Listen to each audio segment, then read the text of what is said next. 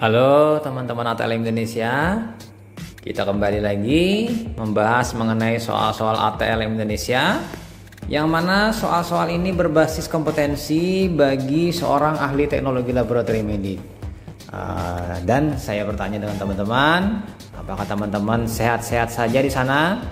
Semoga saja teman-teman sehat-sehat selalu, karena dengan sehat kita bisa beraktivitas dan kita bisa mengabdi atau bekerja sebagai ahli teknologi laboratorium medik untuk melakukan pelayanan kepada pasien. Oke, untuk teman-teman yang ingin mengikuti uji kompetensi atau ujian SKB CPNS, ini soal-soal sudah saya siapkan, dan ini sudah bagian 35, yang mana ini kita bahas mengenai bakteriologi dan kimia klinik. Jadi dua soalnya ini, 20 soal ini saya bagi menjadi dua bagian, yaitu bakteri dan kimia klinik. Oke, tanpa basa-basi kita review satu persatu soalnya sebagai berikut. Nomor 1,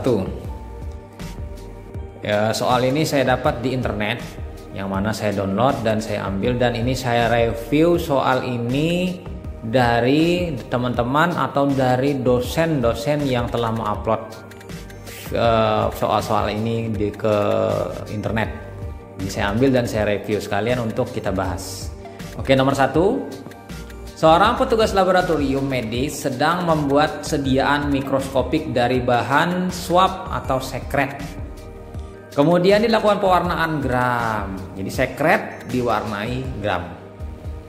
Hasil pengamatan mikroskopik ditemukan bakteri bentuk kokus berpasangan berwarna merah intraseluler. Jadi teman-teman sudah bisa bayangkan nih, kokus berpasangan intraseluler. Jawabannya sudah pasti. Petugas melaporkan kepada dokter bakteri yang dicurigai menjadi penyebab penyakit infeksi tersebut. Yang A Listeria, yang B Bacillus, yang C Neisseria, yang D Clostridium, yang E Mycobacterium. Jadi jawabannya adalah Neisseria. Neisseria itu bakterinya bentuknya kokus. Karena di sini adalah bentuknya kokus, berarti yang paling tepat dan kena adalah Neisseria, karena dia bentuknya kokus dan berpasangan, dia berpasangan berdua, dan ditemukan kemungkinan intraseluler atau ekstraseluler dari sel leukosit. Biasanya dari sekret pasien itu diambil, akan ditemukan dua kemungkinan itu. Dia masuk dalam gram negatif kokus karena berwarna merah. Ini ditemukan pada kasus gonoro, Neisseria gonorrhoeae. Nah, itu nomor 1. Kemudian kita pindah ke nomor 2. Seorang ATLM sedang melakukan praktikum uji biokimia terhadap suatu jenis bakteri untuk memastikan hasil identifikasi. Dengan pipet tetes melalui dinding tabung, media dialirkan regen secara perlahan, dan terbentuklah cincin merah di atas medium tersebut hingga dinyatakan bahwa bakteri yang sedang diuji adalah spesies Escherichia coli. Media yang digunakan adalah asim B simon citrat, yang C TSIA, yang D glukosa, yang E laktosa. Jadi jawabannya adalah SIM. Seharusnya ini kalau kita melihat tesnya itu berwarna cincin merah, berarti ini adalah tes menggunakan alkali pepton yang mengubah protein pepton triptopan, di dalamnya adalah triptopan, menjadi indol yang berwarna merah. Berarti ini uji indol. Uji indol ini tidak hanya di alkali alkali pepton, tapi juga di SIM medium. SIM medium ini sulfat indol motility.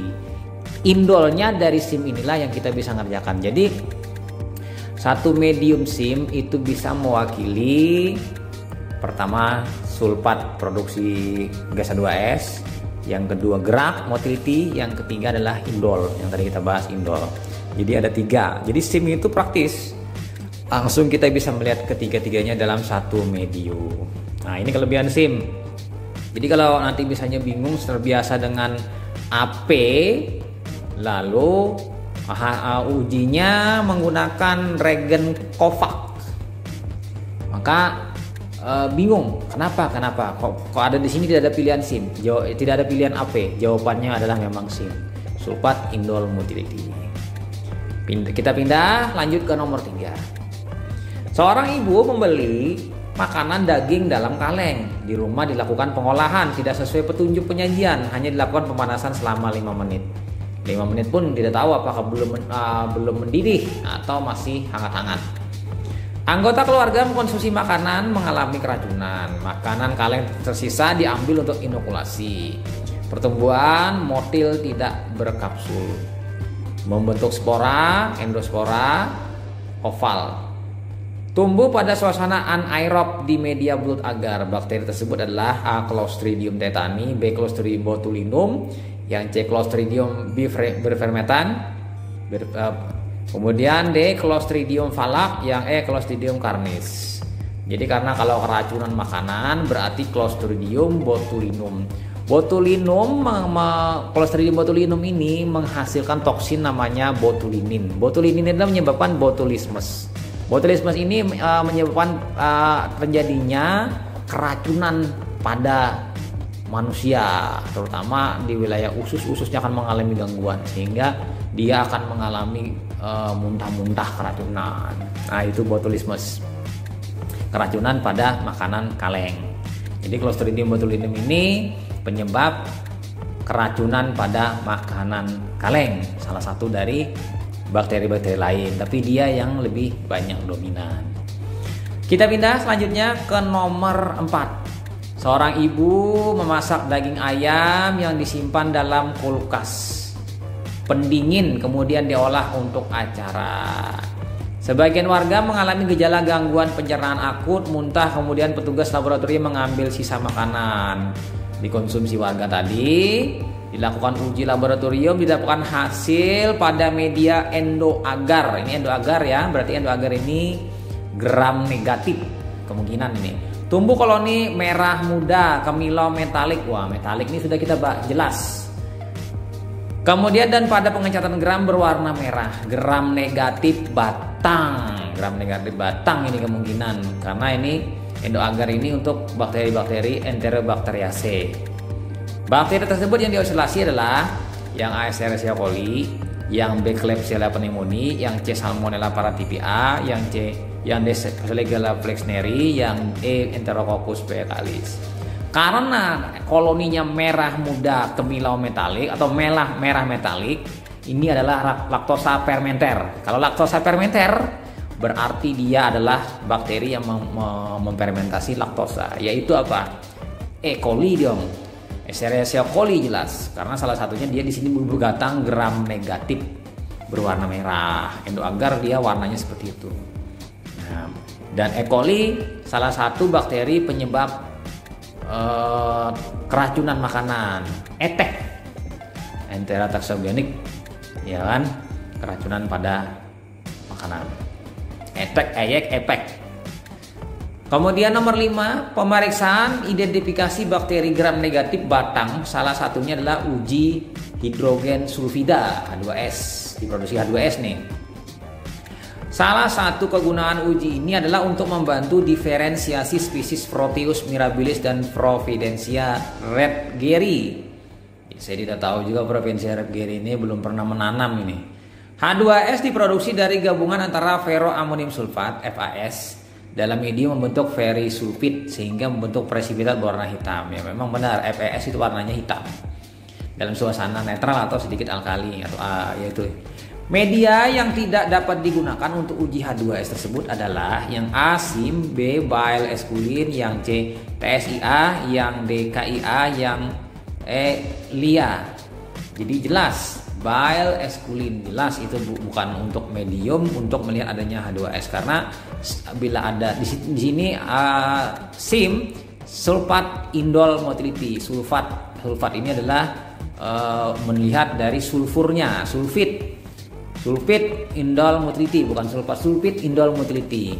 Nah, kemudian TSIA ini ada juga sulfitnya, iron, ada ironnya, karena di dalam mediumnya perbenihannya itu ditambahkan iron itu besi sebagai indikator melihat warnanya hitam, pembentukan FeS, sama dengan SIM juga.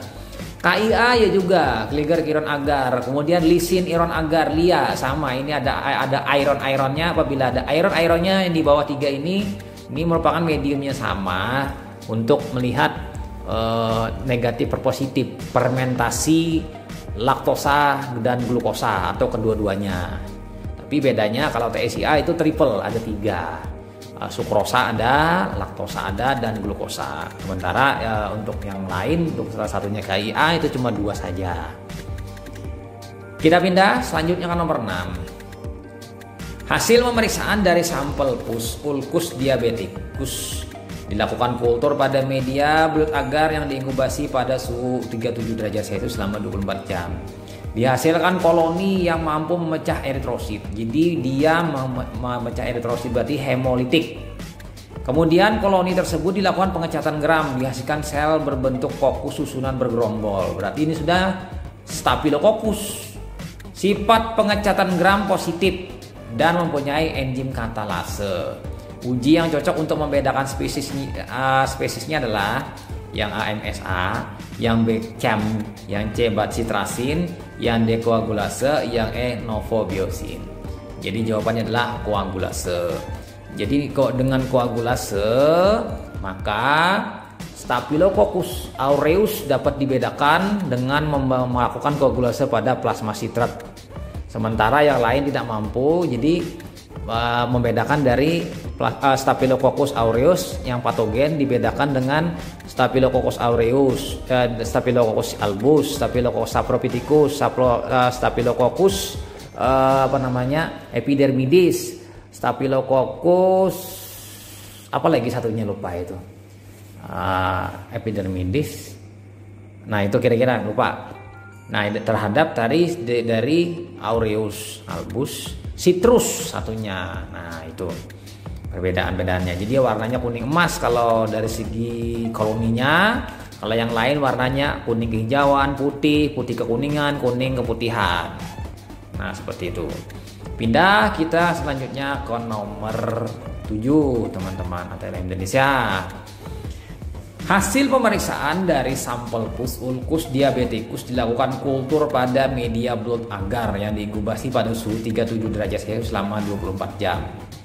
Dihasilkan koloni yang mampu memecah eritrosit. Kemudian koloni tersebut dilakukan pengecatan gram dengan hasil sel berbentuk kokus susunan bergerombol. Sifat pengecatan gram positif, mempunyai enzim katalase dan koloni berwarna keemasan. Bakteri tersebut adalah Staphylococcus aureus, Streptococcus pyogen, Streptococcus alagalaceae, kemudian Staphylococcus epidermidis, Staphylococcus saprophyticus.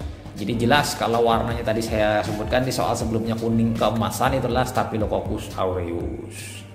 Dia mampu memecahkan eritrosit, hemolisan. Pindah kita lanjut ke nomor 8. Sampel swab vagina diinokulasikan pada media sabarot agar, glukosa agar SGA, suhu 37 derajat Celcius selama 24 jam. Morfologi koloni yang dihasilkan bulat. Nah, bulat, warnanya krem itu berarti kan warnanya putih-putih kuning itu, kecoklatan, dan berbau ragi. Nah, berbau ragi, yes. Setelah dilakukan pengecatan sederhana ditemukan sel berbentuk yes, yaitu uji Grantov test GTT dan urea dihasilkan positif. Jenis jamur tersebut adalah A. Candida auris, yang B. Candida caudati, C. Candida vulgaris, yang D. Candida glabrata, yang E. Candida albicans. Jadi jawabannya adalah Candida albicans. Kita pindah selanjutnya ke nomor 9. Pemeriksaan feses seorang laki-laki 25 tahun yang mengalami muntah berak. Jadi di atas mengeluarkan, di bawah mengeluarkan. Jadi terkuras atas bawah. Sejak 1 hari yang lalu, observasi makroskopis spesies tampak cair, berwarna seperti cucian beras. Wah, ini jelas. Kalau saya sih lama sudah ingat ini pasti cucian beras itu. Kalau saya ingat dulu tuh rice water stool. Itu waktu saya kuliah dulu waktu D3 orang lebih tahun 2003-2006. Rice water stool itu jelas sudah cucian air beras dan darah tidak ada. Bau amis, ampas ada. Mikroskopik didapatkan organisme berbentuk batang, geram negatif, soliter. Tahu soliter kan ya, agak-agak bengkok lah, tidak rata. Penyebab diare tersebut mungkin adalah yang A. Escherichia coli, yang B. Salmonella paratyphi-A, yang C. Salmonella typhi, yang D. Shigella dysentery, yang E. Vibrio cholera. Nah, jawabannya adalah Vibrio cholera. Karena Vibrio cholera ini merupakan gejala dari penyebab dari muntaber yang namanya adalah kolera, penyakit kolera. Dan dia beraknya itu seperti cucian air beras. Air beras itu kan warnanya putih keruh, mengalir dengan derasnya cairan tubuh ke sana keluar. Akibatnya pasien mengalami dehidrasi berat. Dan kemungkinan bila tidak ditolong segera, kemungkinan pasiennya akan meninggal. Zaman-zaman dulu pasien rata-rata meninggal karena kolera. Tapi dengan adanya saat ini teknologi perawatan dan antibiotik, mungkin ya namanya kolera dapat mudah ditanggulangi. Nah, seperti itu. Jadi dia batang bentuknya itu bengkok seperti koma. Namanya vibrio. Dulu dikatakan koma. Pindah kita selanjutnya ke nomor 10. Seorang ibu datang di poliklinik kulit kelamin suatu rumah sakit. Setelah diperiksa diberi surat pengantar untuk diujuk ke laboratorium mikrobiologi. Keluhan pasien pada kulit bagian punggung tangan terasa gatal, kemerahan dengan pinggir ada batas yang nyata. Kulit menjadi kasar dan tidak mulus. Oleh petugas di laboratorium diambil korakan kulit yang gatal, ditaruh di objek gelas, ditetesi reagen tertentu, ditutup dek gelas, kemudian diperiksa di bawah mikroskop. A. Reagen apa yang digunakan? Yang A, alkohol 70%, yang B, KOH 10%, yang C, NaCl 0,9%, yang D, asam sulfat 5%, HCl 0,1 n. Reagen yang kita pakai untuk pemeriksaan ini adalah KOH 10% karena ini pemeriksaan adanya jamur pada kulit. Kita pindah lanjut ke nomor 11. Seorang ATLM menerima sampel darah berkuman di dalam media gall. Pedu ini dengan diagnosa sementara dokter penyakit demam tifoid disebabkan oleh bakteri Salmonella. Selanjutnya dilakukan pemeriksaan identifikasi bakteri terhadap sampel tersebut dengan dilakukan pengecatan gram terlebih dahulu. Gambaran morfologinya adalah yang A, basil gram positif tidak berspora bergerak aktif dengan Flagella feritrik. Yang B, basil gram negatif berspora bergerak aktif dengan Flagella feritrik. Yang C, basil gram negatif tidak berspora bergerak aktif dengan Flagella feritrik. Yang D, basil gram negatif tidak berspora bergerak aktif dengan Flagella feritrik. Yang E, basil gram negatif tidak berspora tidak bergerak. Jadi jawabannya adalah basil gram negatif tidak berspora bergerak aktif dengan Flagella feritrik. Salmonella, terutama Salmonella typhi, dia gram negatif. Dia tidak membuat spora, tapi dia bergerak aktif dengan Flagella feritrik di sekujur atau di sekeliling dari badannya. Dan untuk Salmonella typhi, dia memiliki antigen V yang mengelilingi sekujur tubuhnya yang untuk mencegah fagositosis. Antigen V, antigen mVLOV. Kita pindah lanjut ke nomor 12. Seorang pasien datang ke laboratorium membawa surat rujukan dari dokter yaitu pemeriksaan sedimen urin. Sampel diambil berupa sampel urin. Sampel urin yang didapat dengan ciri-ciri sangat pekat, keruh, berwarna kuning, pH 7,5, BJ 1025. Setelah dilakukan pemeriksaan didapatkan banyak sekali kristal kalsium. Tiap laba pandang di mikroskop. Kristal-kristal kalsium yang biasa ditemukan dalam permukaan sedimen adalah yang A, sedimen silinder, yang B, urat amop, yang C, oksalat, yang D, asam urat, yang E, amop.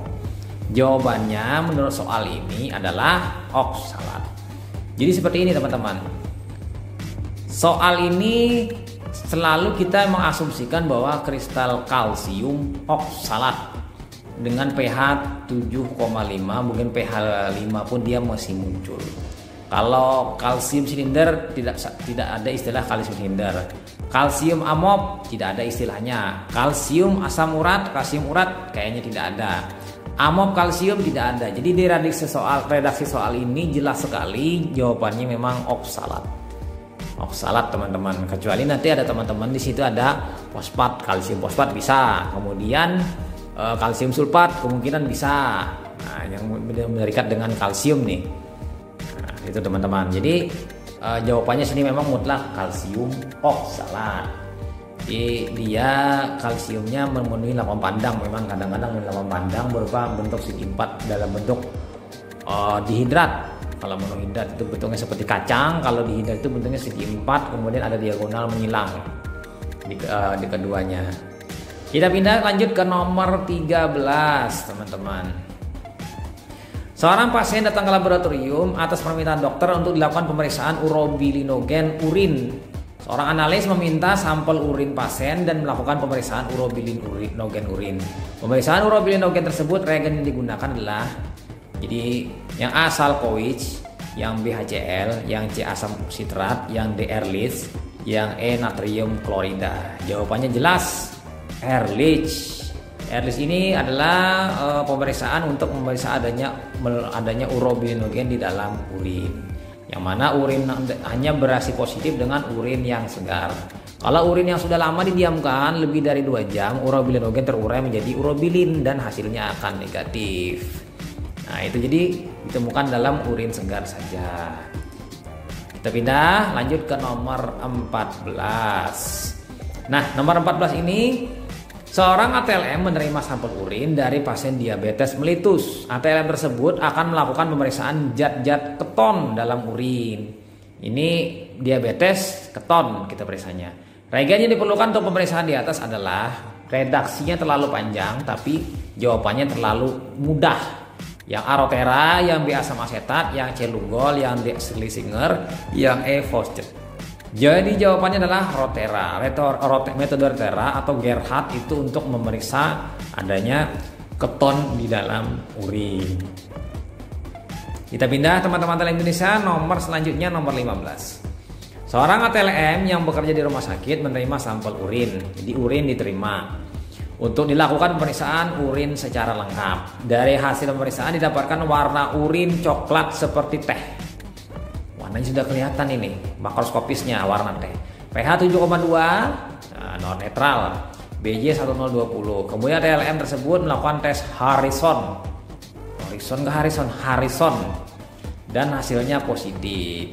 Harrison digunakan tes untuk adanya bilirubin karena melihat dari coklat tadi seperti air teh, bukan sebenarnya coklat saja nih. Coklat seperti air teh ini kita asumsinya sudah ke arah bilirubinuria, ditemukan bilirubin dalam urin, lalu tes Harrison positif.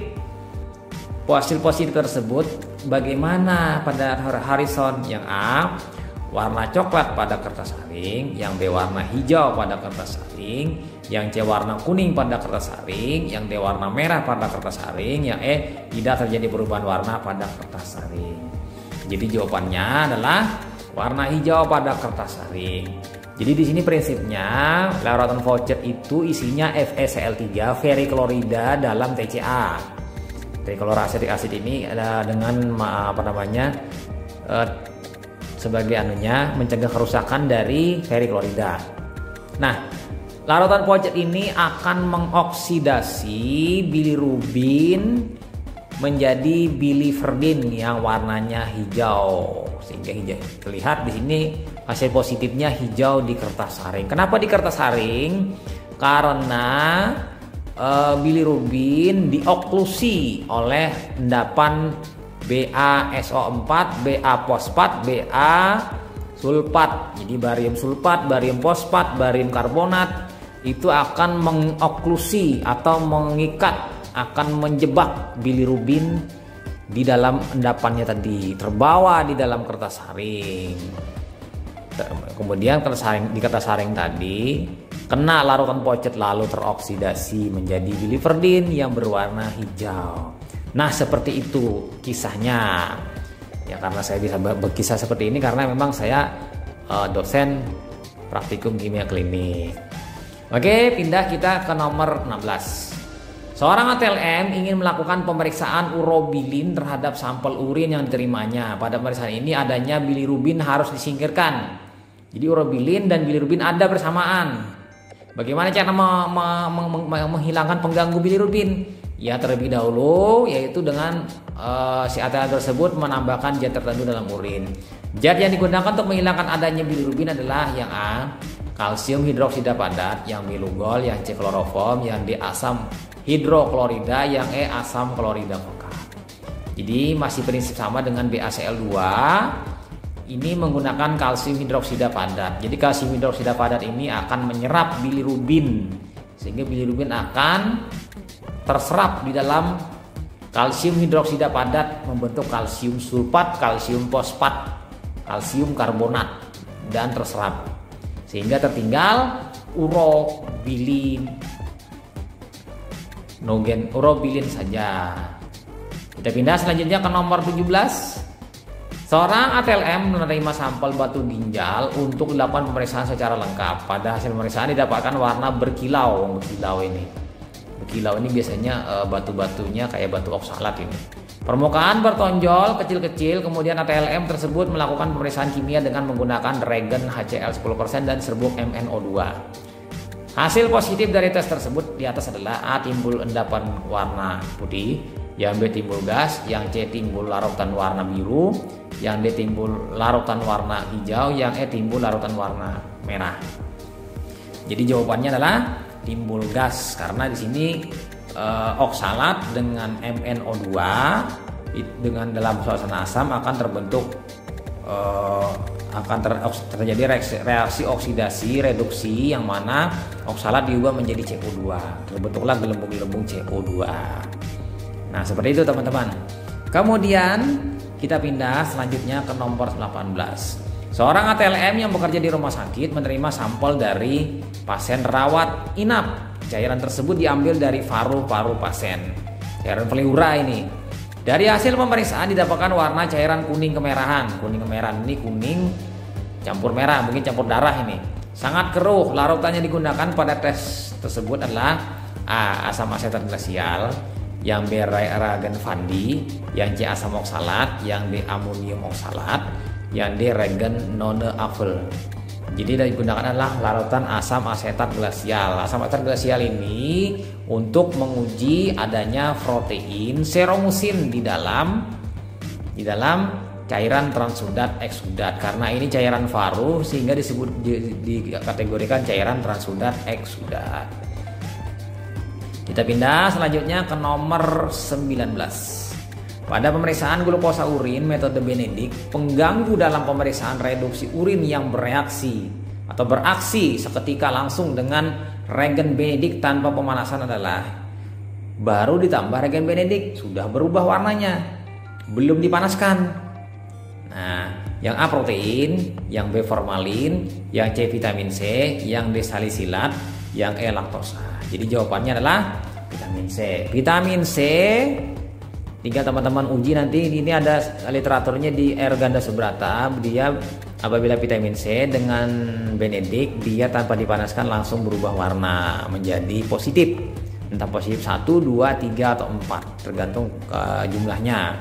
Apabila formalin, dia lebih cepat bereaksinya dibandingkan glukosa, karena formalin ini formaldehid yang paling pendek atau aldehid yang paling pendek, sehingga baru pemanasan yang suhu rendah saja tidak begitu lama langsung berubah duluan. Kalau glukosa perlu waktu agak-agak lama itu hingga terbentuk warna, berubah dari warna biru menjadi warna hijau, kuning, oranye atau merah. Salisilat juga agak lambat, sementara laktosa itu juga bereaksi protein yang tidak begitu kuat bereaksi. Kita pindah selanjutnya ke nomor 20. Pada pemeriksaan sedimen urin, unsur-unsur kristal sedimen yang menunjukkan kondisi abnormal bila ditemukan dalam urin adalah kecuali yang A cistin, yang B leusin, yang C tirosin, yang D bilirubin, yang E kalsium oksalat. Ini jadi bingung teman-teman, tapi jangan bingung teman-teman. Secara fisiologi itu ditemukan kalsium oksalat di dalam urin, dan urin orang tadi sehat-sehat saja, tapi bisa resikonya adalah batu ginjal. Kalsium oksalat kemungkinan itu berasal dari vitamin C. Vitamin C ini adalah asam askorbat. Asam askorbat itu dipecah, terbentuklah oksalat. Apabila kita menghitung konsumsi vitamin C tadi bersama dengan kalsium, maka terbentuk kalsium oksalat. Nah, itu saja teman-teman mengenai kalsium oksalat. Nah, cukup saja kita 20 soal. Jangan lupa teman-teman subscribe. Salam kompetensi, nantikan soal lainnya. Semoga bermanfaat dan barokah. Itu saja. Nah, itu semoga teman-teman lulus ujiannya. Sampai jumpa di video selanjutnya. Bye.